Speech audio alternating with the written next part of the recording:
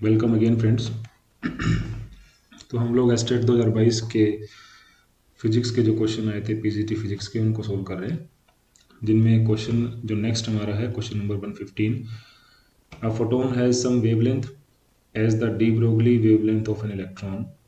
यानी एक फोटोन है, उसका जो वेवलेंथ है वो उतना ही है जितना एक इलेक्ट्रॉन का डी ब्रोगली वेवलेंथ है। यानी ये रिलेशन उन्होंने दे दिया।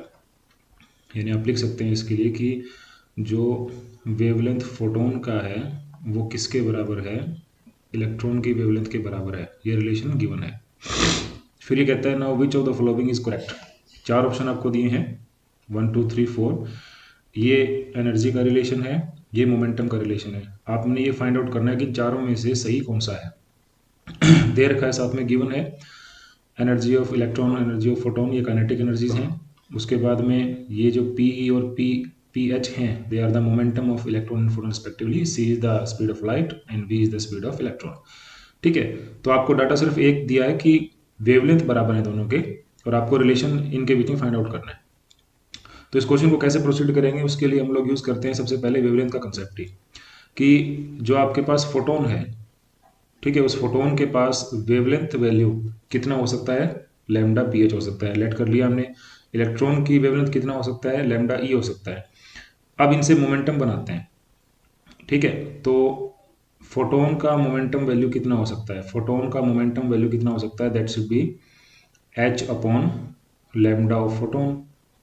और इलेक्ट्रॉन का मोमेंटम वैल्यू कितना हो सकता है, वो भी डी ब्रोगली के अकॉर्डिंग लिख लेंगे, that also should be H upon lambda E. ठीक है, ये दोनों वैल्यू आपके आगे, फोटोन का मोमेंटम और इलेक्ट्रॉन का मोमेंटम।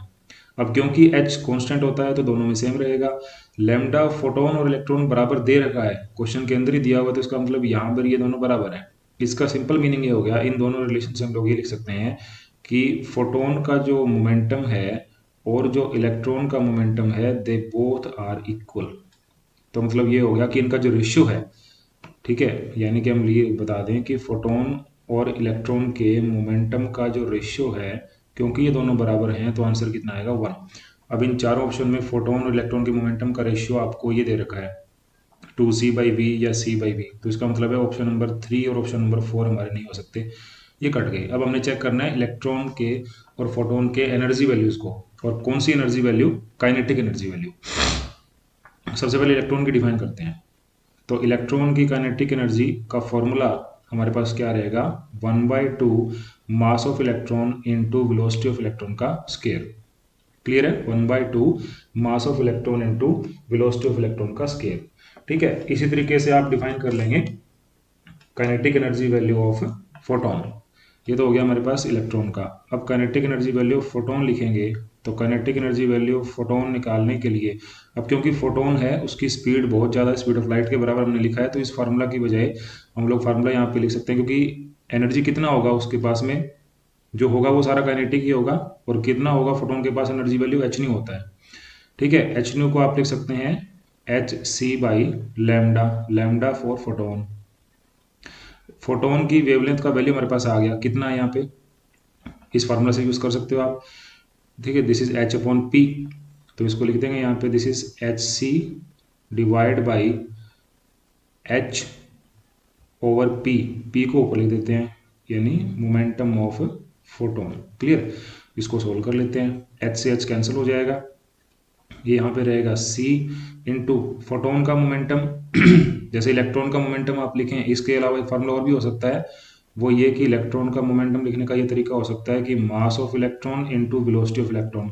सिमिलरली फोटोन का मोमेंटम लिखने का तरीका ये भी हो सकता है कि mass of photon into velocity of photon. Similar यहाँ यूज कर लो, तो यहाँ पर आ जाएगा बेटे mass of photon into velocity of photon. तो ये फार्मूला क्या बन गया, mass of photon into velocity का स्केयर, क्योंकि दो टर्म हमारे पास आ गई।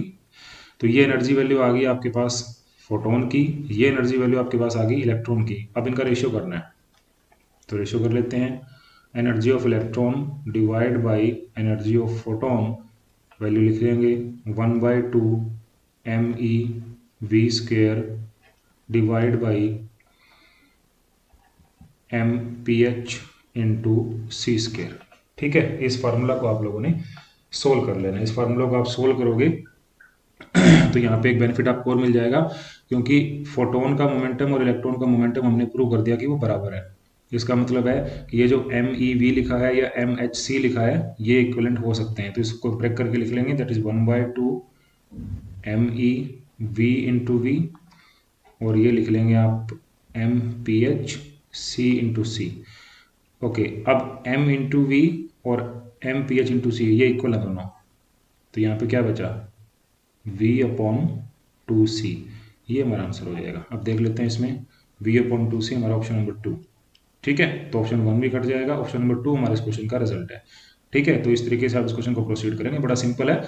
पहले मोमेंटम चेक कर लिया, वो बैलेंस नहीं हो रहा है यहाँ पे, ठीक है, इक्वल टू 1 आ रहा है, तो इक्वेशन में सोल्यूशन नहीं हो सकता। इलेक्ट्रॉन की एनर्जी और फोटोन की एनर्जी, काइनेटिक एनर्जी को सोल्व किया तो आंसर हमारे पास आ गया। ये इसका मेथड रहेगा। चलो नेक्स्ट क्वेश्चन है बेटा हमारे पास, choose the correct option. Data क्या दे रखा है, vibration energy levels of a molecule are continuous, पहला ऑप्शन लिखा है। दूसरा लिखा है the rotation energy level of a diatomic molecule are continuous. तीसरा लिखा है the vibration energy levels of a molecule are discrete but इक्विस्पेस्ड।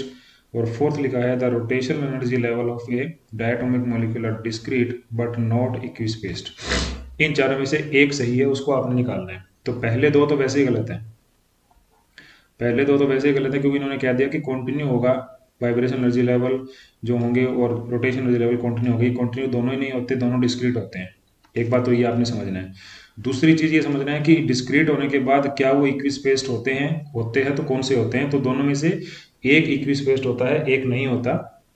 तो तीसरा ऑप्शन ये क्या लिख रहा है, the vibration energy levels of a molecule are discrete, ठीक है, बट नॉट इक्विस्पेस, ये गलत है। वो इक्विस्पेस होते हैं, यानी वाइब्रेशन एनर्जी लेवल्स के जो लेवल होंगे उनके बीच में जो गैप होगा वो एक जैसा रहेगा। क्लियर, तो ये ऑप्शन हमारे पास नोट लिख दिया इसने, इसलिए क्वेश्चन नहीं हो सकता। फिर ऑप्शन बचा फोर्थ हमारा, उसमें क्या पूछ रहा है, the rotational energy levels of a diatomic molecule are discrete but not equispaced, ये ठीक है। रोटेशन एनर्जी लेवल डिस्क्रीट होते हैं बट वो इक्विस्पेस नहीं होते हैं। ठीक है, तो उनमें क्या होगा, जैसे जैसे आप गैप बढ़ाते जाओगे, ठीक है, वैसे वैसे उनका गैप जो है बढ़ता जाता है। ये हो गया बेटा वाइब्रेशनल के, ये है रोटेशनल के। ठीक है, तो ये गैप बढ़ेगा रोटेशनल के अंदर, वाइब्रेशन में ये कांस्टेंट रहेगा।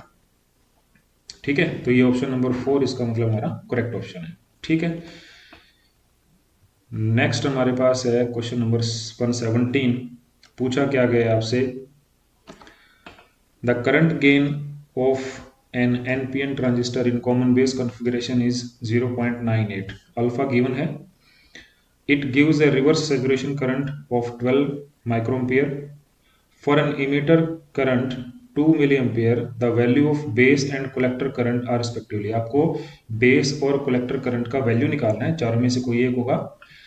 ठीक है, अब पहले समझना है क्वेश्चन को क्या है। कॉन्फ़िगरेशन क्या दिया है आपको, एनपीएन ट्रांजिस्टर कॉमन बेस के अंदर दिया है।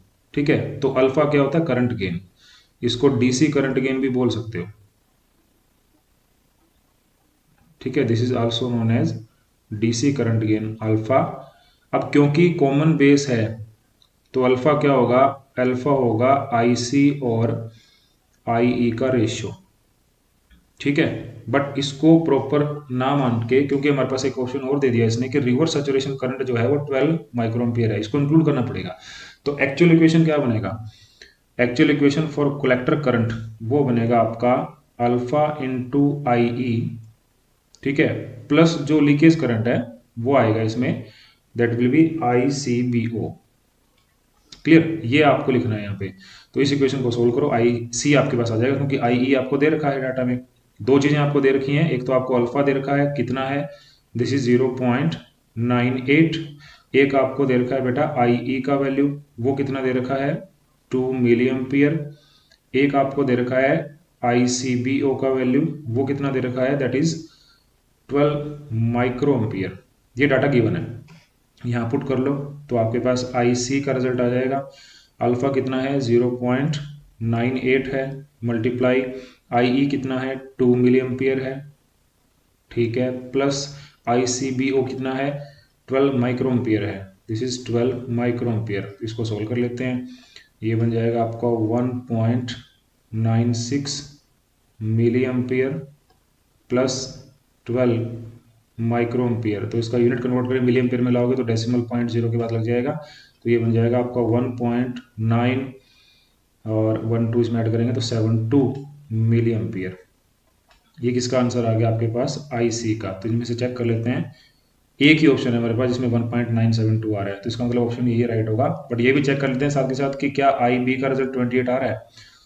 तो IB का रिजल्ट निकालना है तो आपके पास जो इक्वेशन होती है मेन वो ये होती है कि IE जो है वो आपका IC और IB के एडिशन के बराबर होता है। तो यहाँ से आपको निकालना है IB, तो IB निकालना है तो आपको लिखना पड़ेगा IE माइनस IC। ठीक है, तो IE कितना है 2 मिली एम्पियर है, माइनस IC कितना आ गया 1.972 मिली एम्पियर आंसर आ गया। तो यहाँ इसको सोल्व करेंगे डिफरेंस करेंगे तो 0.028 मिली एम्पियर आ गया। तो इसको माइक्रो एम्पियर कन्वर्ट करोगे, दिस इज 28 माइक्रो एम्पियर। ये किसका आंसर आ गया, दिस इज IB।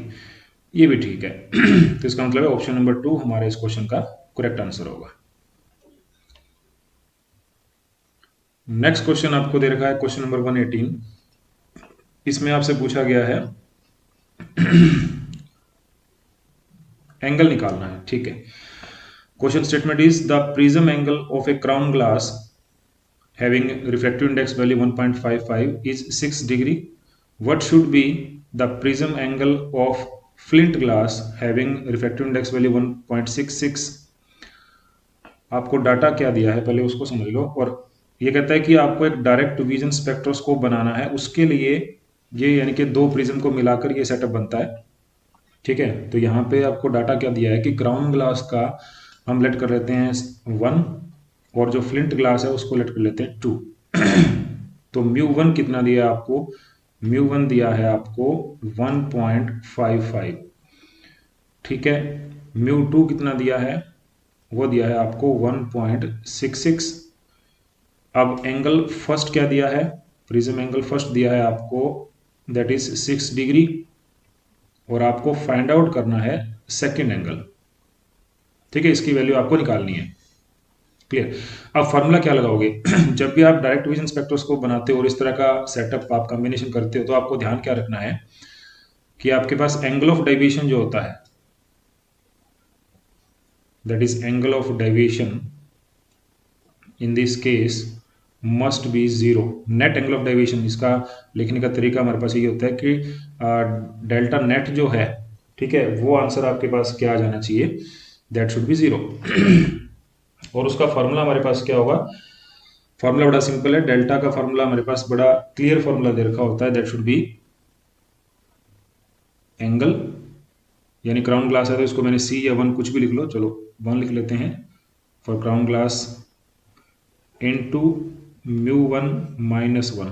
ठीक है, ये मैंने डेल्टा निकाल दिया for crown glass, plus again deviation आपने निकालना है, ये नेट एंगल ऑफ डेविएशन है, net angle of deviation must be 0 तब ये सेटअप बनेगा। तो सेकंड में A2 और μ2 minus 1 it must be equal to 0, यानी दोनों के हमने एंगल ऑफ डेविएशन ऐड करके आंसर 0 होना चाहिए तब ये बन पाएगा।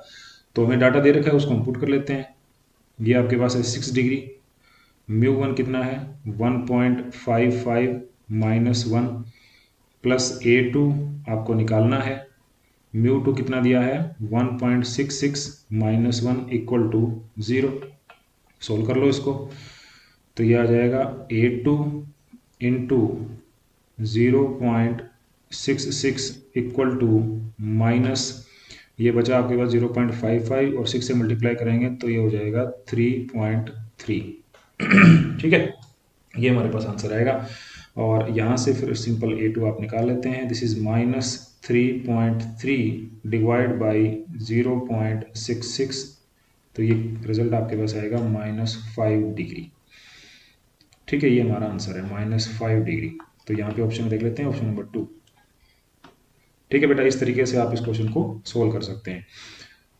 तो अगर आपको वीडियो अच्छा लगे तो वीडियो को बेटा शेयर करें अपने दोस्तों के साथ, मैक्सिमम जितने स्टूडेंट के पास पहुंचेगा उतना हमें मोटिवेशन मिलेगा आपको नए नए क्वेश्चंस करवाने के लिए। और ठीक है, जो भी आपके क्वेश्चन प्रॉब्लम रहते हैं वो आप कमेंट बॉक्स में कमेंट करके उनका सोल्यूशन हमसे ले सकते हैं। Thank you very much.